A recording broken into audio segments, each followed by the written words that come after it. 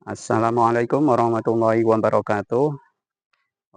Baik teman-teman, pada kesempatan ini, kita akan bersama-sama belajar ya, belajar permainan tradisional, yaitu egrang. Ya, mungkin kita semua masih tidak asing ya dengan yang namanya egrang, tetapi kebanyakan dari kita mungkin masih kesulitan bagaimana cara memainkan egrang tersebut ya. Untuk belajar egrang ini, kita perlu beberapa hal yang harus diperhatikan. Yang pertama adalah kehati-hatian, ya, karena egrang ini adalah, eee, sangat berkaitan dengan yang namanya keseimbangan, utamanya yaitu keseimbangan dinamis, ya. Yang pertama kita lakukan adalah kita harus mencoba dulu keseimbangan kita, ya. Kita awali belajar keseimbangan. Iya, seperti ini, kita ulang-ulangi terus, ya, sehingga, apa, kita bisa menyeimbangkan tubuh kita, ya, berada di atas egrang ini. Nah, seperti ini.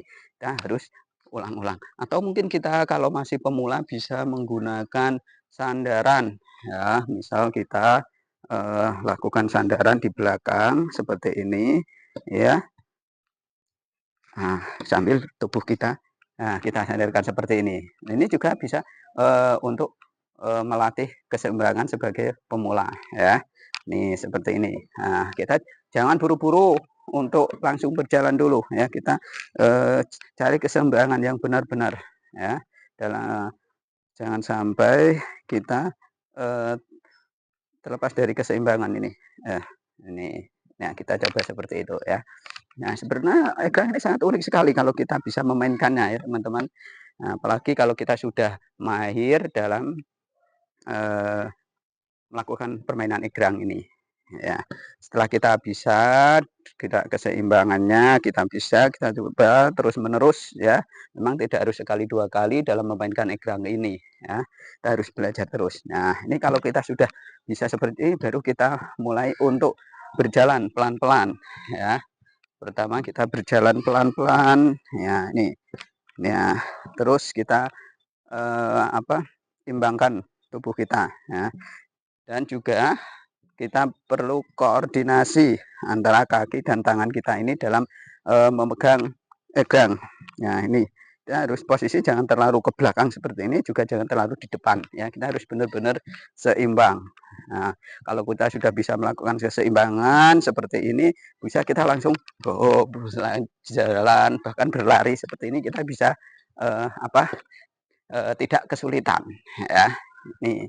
Terus kita nikmati jalannya seperti ini, ya, pelan-pelan. Nah, ini juga harus perlu kita lakukan, apa, berulang-ulang ya, kita lakukan berulang-ulang. Dan untuk, sebagai pemula kita, melakukannya yaitu dengan kaki terbuka saja ya, tidak memakai alas kaki, sendal ataupun sepatu, jangan dulu ya, karena, itu akan rawan untuk, terpeleset ya. Tapi kalau kita memakainya dengan kaki telanjang seperti ini bisa, lebih apa, rileks ya, kita lebih rileks. Nah, seperti ini ya teman-teman. Nah, oke. Nah, ini adalah, salah satu permainan tradisional ya teman-teman. Ini